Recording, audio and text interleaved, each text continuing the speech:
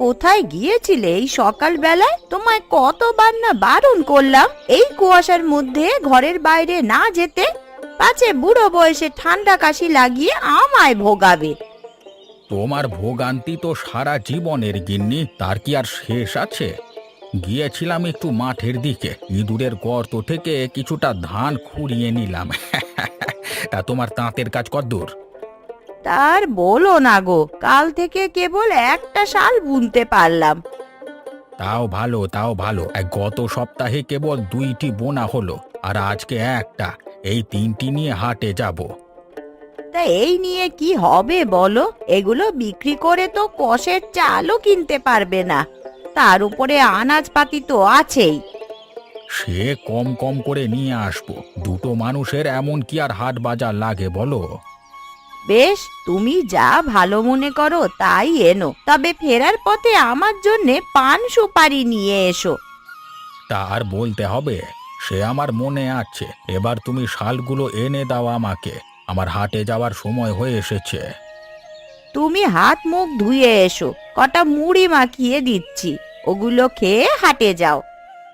বেশ, তাহলে আমি পুকুর থেকে আসছি। তুমি এই ফাঁকে চাদরগুলো ভাঁজ করে রেখো।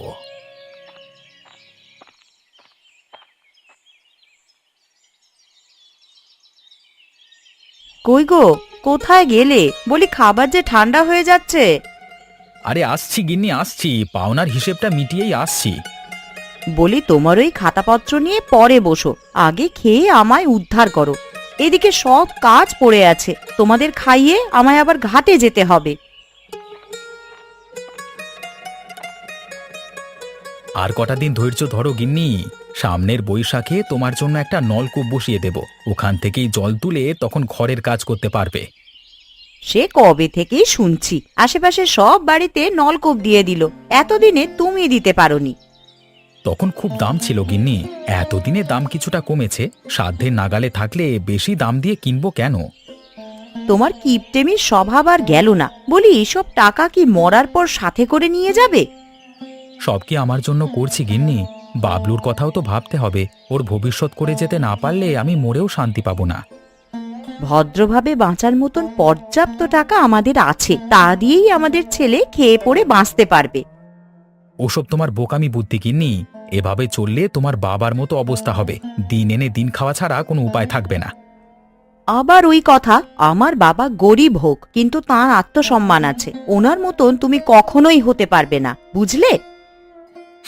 কেমন আত্মসম্মান তা বুঝে ফেলেছি গিন্নি। এতদিন হয়ে গেছে কিন্তু জামাইকে নিমন্ত্রণ দিয়ে নিতে পারিনি। গত বর্ষাকালে ননির বিয়েতে তো বাবার বাড়িতে গেলে, এর মধ্যেই ভুলে গেছো সব? সে তো বিয়ে উপলক্ষে, এমনিতে কি এবছর নিমন্ত্রণ দিয়েছে? সব বাড়ির ছেলেরা শীতে শ্বশুর বাড়ি যাচ্ছে, আর আমার হলো মন্দ কপাল। যাবো তো দূরের কথা, শ্বশুর বাড়ি থেকে একটা নিমন্ত্রণ পত্র পেলাম না। সময় এখনো চলে যায়নি, বুঝলে? শীত কেবল শুরু হলো, এর মধ্যে অবশ্যই বাবা মা নিমন্ত্রণ দিয়ে পাঠাবে। সত্যি মা, আমরা এবার মামার বাড়িতে যাব। আমার যে খুব আনন্দ হচ্ছে, ও বাড়িতে গিয়ে অনেক মজা করতে পারবো। আমিও সেই আশাতেই আছি বাবলু। তোর মা এত বড় বড় কথা বলে, এবার দেখা যাবে তোর মামার বাড়ি থেকে কোনো নিমন্ত্রণ পত্র আসে কিনা।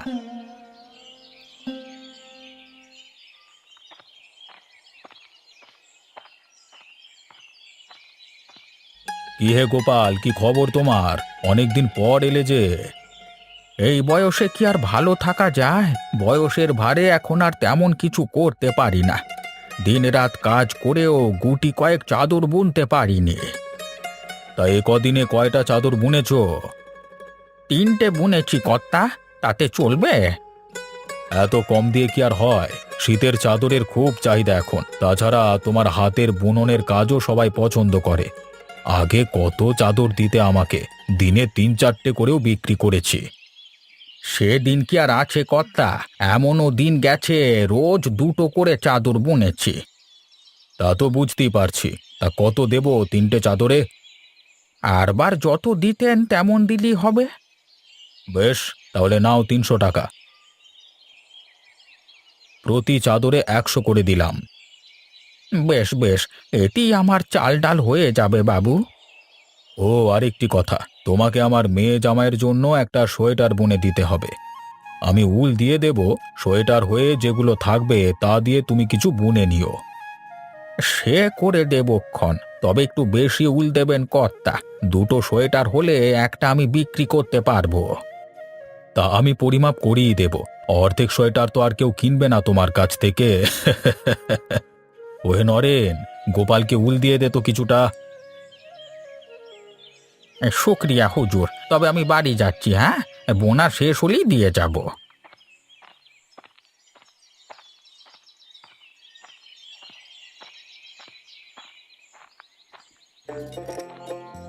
গিন্নি, রান্না শেষ করে ফেলেছো নাকি?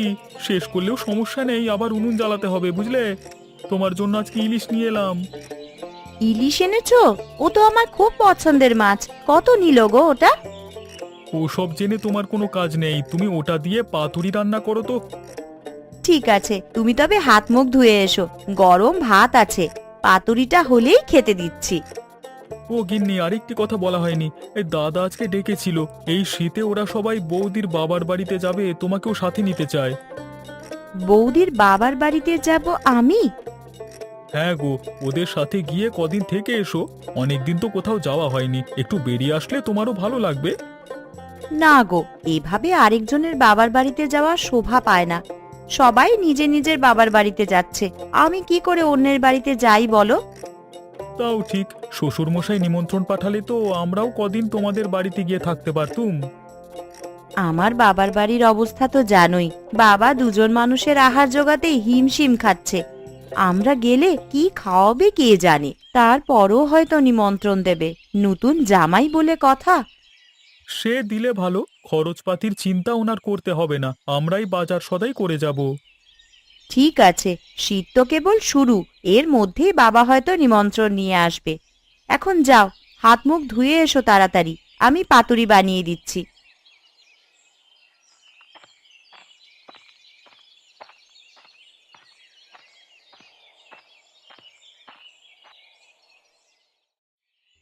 এটা কি করলে তুমি বলো তো? শুধু শুধু কতগুলো উল নিয়ে এলে। নিজেদের কাজ করে সময় পাই না, এটা করব কখন? মহাজন বড় মুখ করে বললে আমি আর না করতে পারলাম না। তাছাড়া তিনি তো বাড়তি কিছু উল দিয়েছেন, সেটা দিয়ে না হয় কয়েকটা সোয়েটার বানিয়ে দিও। ইস, কতগুলো উল দিয়েছে বাবা! ওগুলো দিয়ে কয়েকটা তো দূরের কথা, দুটো সোয়েটারও হবে না। ও সে দেখা যাবে ক্ষণ, তুমি কথা না বাড়িয়ে কাজ শুরু করো। বাড়তি উল লাগলে মহাজনের কাছ থেকে এনে দেব। সে করছি, কিন্তু তোমার মহাজনের হঠাৎ করে সোয়েটারের কি দরকার হলো? উনি তো শালের কারবার করেন। আর বলো না, মহাজনের মেয়ে জামাই আসবে শীতের ছুটিতে, তার জন্যই তিনি এই সোয়েটারটি বানাচ্ছেন। ও, এই কথা? তা আমাদেরও তো দুটো মেয়ে আছে, জয়া আর ননিবালাকে কি তুমি শীতে নিমন্ত্রণ করবে না? কি করে করি বলো তো গিন্নি? মেয়ে জামাইকে নিমন্ত্রণ করলে যে ভালো মন্দ কিছু খাওয়াতে হবে, আমাদের কি সে সাধ্য আছে? তাই বলে নিমন্ত্রণ করবে না? ওগো, আমার মেয়েগুলোরও তো একটু ইচ্ছে করে বাবার বাড়ি থেকে ঘুরে যেতে। তুমি ওদের আনানোর ব্যবস্থা করো, আমরা যা খাই তাই না হয় ওদের খাওয়াবো। বেশ বেশ, তুমি যখন বলছো আমি আজ কি ওদের নিমন্ত্রণ পত্র পাঠাচ্ছি। তুমি ওদের জন্য এখন থেকেই কিছু আয়োজন করো। হ্যাঁ, এভাবে তো আর ডাল ভাত খাইয়ে রাখা যাবে না। তা আমি করে রেখেছি গো, কাহনের চাল, মুগের ডাল, কুমড়োর বড়ি, সব আমাদের মেয়েদের জন্য বানিয়ে রেখেছি। এই শুধু কি চাল ডাল খাওয়ালে হবে? মাছ মাংস পিঠে পুলিও তো খাওয়াতে হবে। সেও হয়ে যাবে, আমাদের খাবার এখন থেকে একটু কম এনে ওদের জন্য পিঠার সরঞ্জাম নিয়ে এসো। ঠিক আছে গিন্নি, তাই হবে। এখন আমি যাই, কেমন? পোস্টমাস্টারকে বলে দুটো চিঠি লিখে পাঠাই।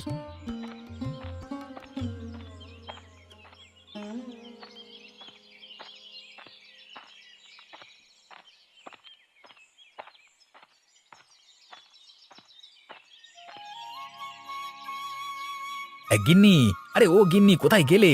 এই দেখে যাও, তোমার চিঠি এসেছে। কে চিঠি পাঠালো বাবা?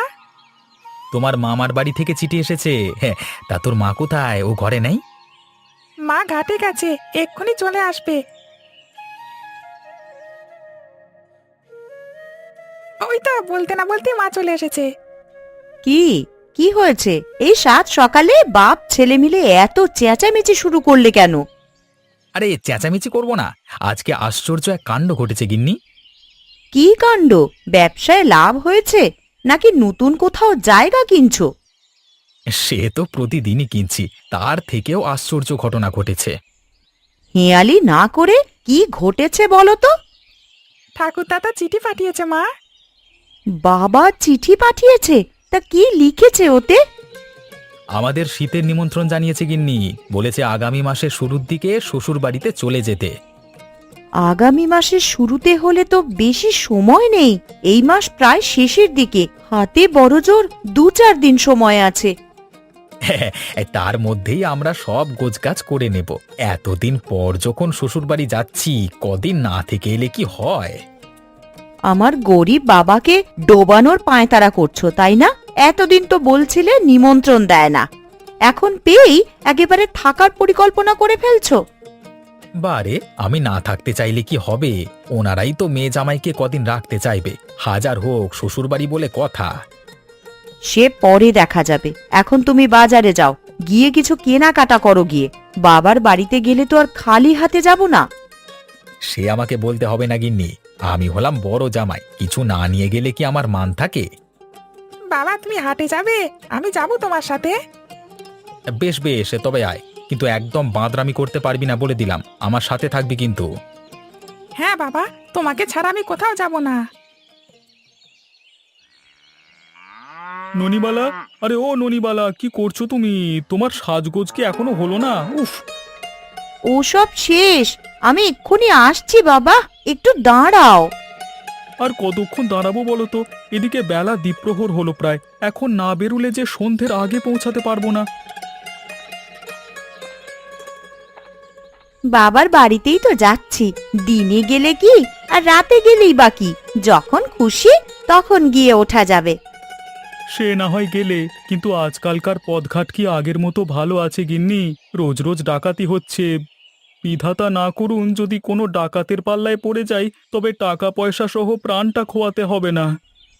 না না, সে আমি পারবো না বাপু, প্রাণ দিলেও আমার গহনা দিতে পারবো না। তুমি এক্ষুনি গাড়োয়ানকে যেতে বলো, আমি গাড়িতে উঠে বসছি। তাই বসো।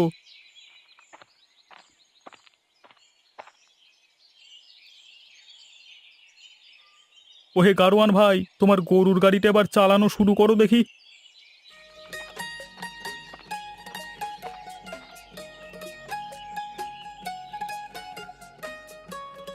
ভাই ভাই, থামো থামো থামো, আমাকে একটু রেখে যাও এখানে। সে কি, তুমি নামবে কেন? আরে সামনে বাজার, শ্বশুর বাড়িতে যাচ্ছি, কিছু নিয়ে যেতে হবে না গিন্নি? সে কি, তোমায় না বললাম বাজার করে সব জিনিসপত্র কিনে নিতে, তুমি নাওনি? ওখানেও অনেক দাম গিন্নি, তাছাড়া এখানেও তো হাট আছে, শুধু শুধু ভিন দেশ থেকে বয়ে আনবো কেন? তোমার কিপ্টেমির স্বভাব আর গেল না, বলি আজকের দিনটাতেও কি এত হিসেব করতে হলো? আরে কিপটেমি নয় গিন্নি, এটাকে বলে মিতব্যয়। আজ যদি এমন হিসেব নিকেশ করে না চলি, কালকে তোমার বাবার মতো অবস্থা হবে। হয়েছে, এখন বাবার বাড়ি নিয়ে আর খোঁটা দিতে হবে না, তুমি গাড়ি থেকে নেমে যাও, আমি বাবলুকে নিয়ে যাচ্ছি। বেশ, তোমরা ভালোভাবে যেও, আর আমি আসছি তোমাদের পিছু পিছু, কেমন?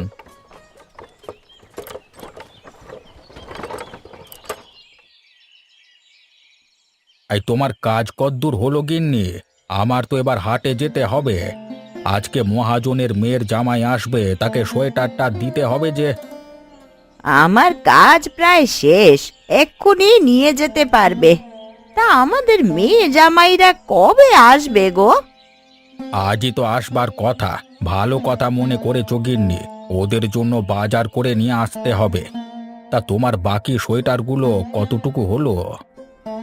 ওগুলো আমি তোমায় বিক্রি করতে দেব না, আমার মেয়ে জামাইরা এতদিন পর আসবে, তাদের তো কিছু একটা দিতে হবে নাকি? বেশ বেশ, তা দিও, আমি না হয় মহাজনের কাছ থেকে কিছু টাকা ধার নেব। পরে জিনিসপত্র দিয়ে আস্তে আস্তে তা শোধ করব। জিনিসপত্র যে কিনবে তা ওরা আসবে কখন? আজ আসে কিনা তারও তো কোনো ঠিক নেই।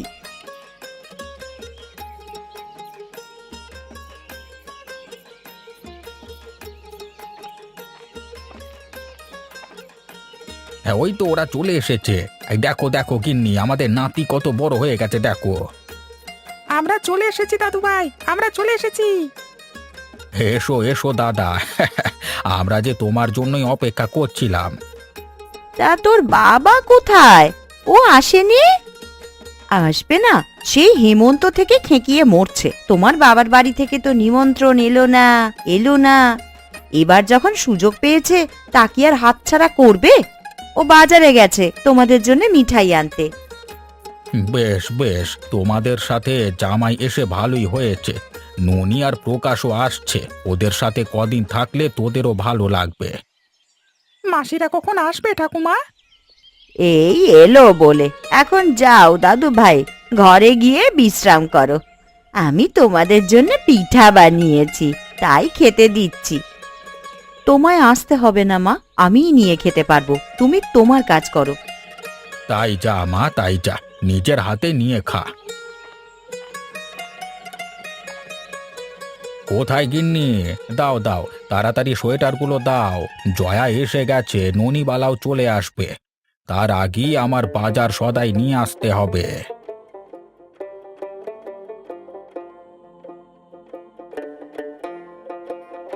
আমরা চলে এসেছি বাবা, আপনাকে আর কষ্ট করে বাজারে যেতে হবে না। হ্যাঁ বাবা, তোমার জামাই সব বাজার করে নিয়ে এসেছে। তেমন কিছু আনিনি মা, আপনাদের জন্য কিছু ফলমূল আর মিষ্টান্ন। এনে ভালোই হয়েছে। বাবলুটা খুব মিষ্টি খেতে পছন্দ করে, ও ঘুরে ঘুরে খেতে পারবে। দিদি জামাইবাবু চলে এসেছে? তা কোথায় ওরা? জয়া ঘরেই আছে, আর বিমল এখনো আসেনি। আমিও চলে এসেছি মা, আপনাদের জন্য মিঠাই নিয়ে। এই তো বড় জামাই চলে এসেছে। তা কেমন আছো বাবা? ভালোই আছি বাবা, আপনাদের শরীর কেমন? এই তো চলছে কোনো রকম। বুড়ো বয়সে হেঁটে চলে খেতে পারছি। তা আপনার ওই টোঙায় কি আছে জামাইবাবু? ওখানে বাতাসা আছে, এই নাও সবাই একটা করে খাও। তুমি বাতাসা নিয়ে এলে, আর কিছু পেলে না বাজারে? পেয়েছি, কিন্তু এগুলো স্বাস্থ্যের জন্য ভালো। স্বাস্থ্য সচেতন নাকি কিপটেমি তা ভালো করেই জানি। আপনার আর পরিবর্তন হলো না জামাইবাবু। চুপ কর ননি, আসতে না আসতেই ওর পেছনে লাগলি। তোমরা আসো বাবা, আর দাঁড়িয়ে থেকো না। ঘরে পিঠা আছে, সবাই খাও বসে। আর তাই যাও, আমি হাটে যাই, কিছু কেনাকাটা করে এক্ষুনি ফিরে আসছি।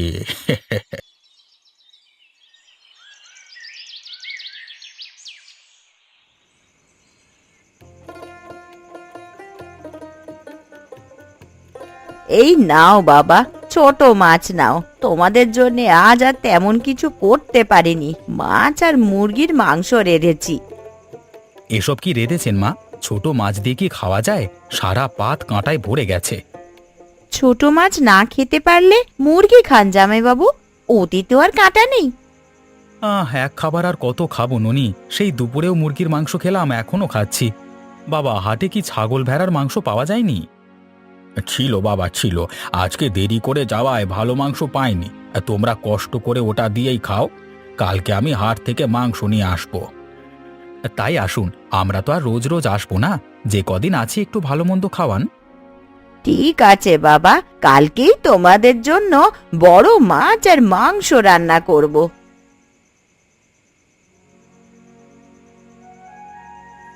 তোমার আবার কি হলো? তুমি খাবার রেখে উঠলে কেন? আমার আর খিদে নেই ননি, জামাইবাবুর কথা শুনে আমার খিদে মরে গেছে। মানুষের ভাব দেখে আর বাঁচি নে। কালকে যখন শ্বশুরমশাই মাছ মাংস নিয়ে আসবে তখন তুমি খেও না, ঠিক আছে?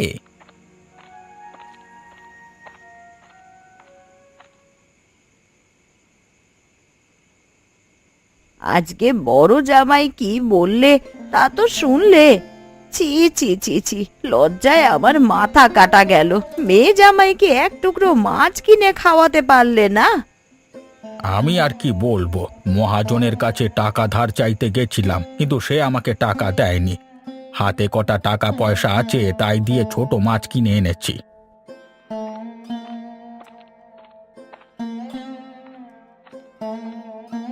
সে কি, এখন কি করবে তুমি? কাল যে ওদের মাংস এনে খাওয়াতে হবে। তাই ভাবছি গিন্নি, কিভাবে যে ওদের জন্য খাবার জোগাড় করি। এদিকে বড় জামাইয়ের যা মুখ, সবার সামনে কখন যে কি বলে ফেলে কে জানে। ওগো, এই বয়সে অপমানিত হয়ে কাজ নেই। তুমি এক কাজ করো, কাল সকালে আমার হাতের চুড়ি দুটো নিয়ে শ্যাকরার দোকানে বন্ধক দাও গিয়ে। তাই দিয়ে যা পারো তাই কিনে এনো। ও কথা বলো না গিন্নি, তোমার ওই চুড়ি আমি বন্ধক দিতে পারবো না। থাকার মধ্যে তো তোমার ওই চুড়ি দুটোই আছে। আত্মসম্মান না থাকলে চুড়ি দিয়ে কি হবে বলো তো? আর তুমি তো ওগুলো একেবারে দিয়ে দিচ্ছ না। আমাদের টাকা হলে আবার না হয় ফিরিয়ে নিলাম। বেশ, এত করে যখন বলছো, আমি কালকে শ্যাকরার কাছে চুড়িগুলো নিয়ে যাব।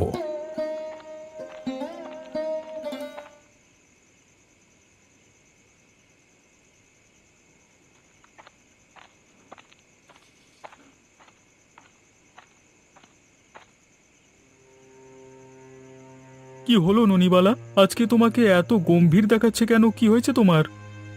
কি আর হবে, যা হওয়ার তা তো দেখলেই।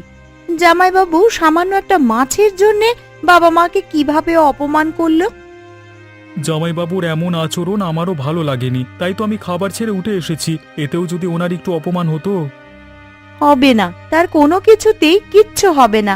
উল্টে বাবা মা তার হাত থেকে বাঁচতে গহনা বিক্রি করছে। কি, মায়ের গহনা বিক্রি করছে? হ্যাঁ গো, মায়ের চুড়িগুলো বিক্রি করে কাল বাজার করা হবে। আমার মন চাইছে এক্ষুনি বাবার হাতে কিছু টাকা দিয়ে এসে বলি ওগুলো দিয়ে বাজার করতে। ওদের এই অসহায়ত্ব আর দেখতে পারছি না। না না ননি, তা করো না। বাবাকে তার কাজ করতে দাও, এতে করে জামাইবাবুকে উচিত শিক্ষা দেওয়া যাবে। ওকে উচিত শিক্ষা দেবে কিভাবে? সে এখন বলবো না, তুমি কেবল কালকে সকালে আমাকে ডেকে দিও, তারপর দেখবে খেলা।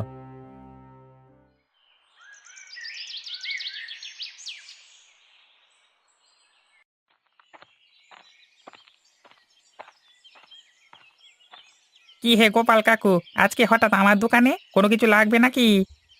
এই বুড়ো বয়সে আর কি নেব বাবা, তোমার কাছে এলাম অন্য একটা কাজে। কি কাজ বলো তো? এই চুড়িগুলো রেখে আমাকে কিছু টাকা দাও তো। চুরি বন্ধক দিচ্ছ? তা বাড়িতে কোনো অনুষ্ঠান আছে নাকি? আর বলো না, মেয়ে দুটো জামাইদেরকে নিয়ে বাড়িতে এসেছে। এইদিকে আমার অবস্থা জানোই তো, নুন আনতে পান্তা বুড়োয়। মেয়ে জামাইয়ের যে একটু আপ্যায়ন করব, সেই অর্থও নেই আমার কাছে। ঠিক আছে, আমি চুরি রেখে কিছু টাকা দিচ্ছি, তুমি শোধ বাবদ টাকা দিয়ে ওগুলো নিয়ে যেও। এই নাও তোমার টাকা। আজকে আমার অনেক উপকার করলে বাবা, আমি খুব শীঘ্রই তোমার টাকা পরিশোধ করব।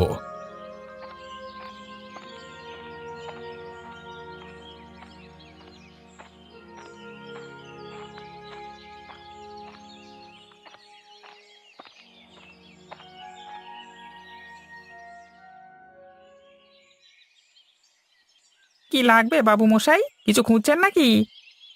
একটু আগে একজন ভদ্রলোক চুরি বন্ধক দিয়ে গেছে, এগুলো দিন তো দেখি।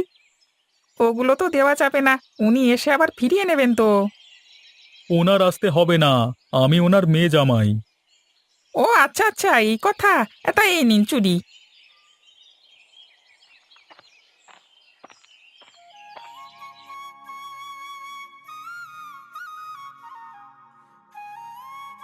এই নাও বাবা, মাছের মুড়োটা তুমি খাও।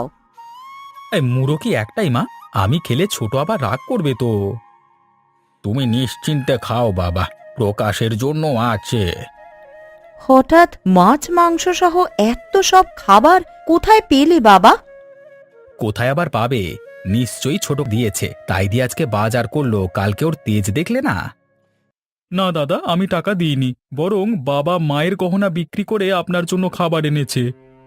মায়ের গহনা বিক্রি করেছে বাবা? সে কি বলছো? এই না না, ওসব মিথ্যে কথা। আমরা গহনা বিক্রি করিনি, ঘরে কিছু টাকা ছিল তাই দিয়ে এসব কিনেছি। আপনার গহনা বিক্রির সময় আমি আড়াল থেকে সব দেখেছি বাবা, আর গহনাগুলো নিয়ে এসেছি। এই নিন মা আপনার গহনা। ছি ছি ছি বাবা, তুমি আমাদের খাওয়ানোর জন্য শেষমেশ মায়ের গহনা বিক্রি করলে?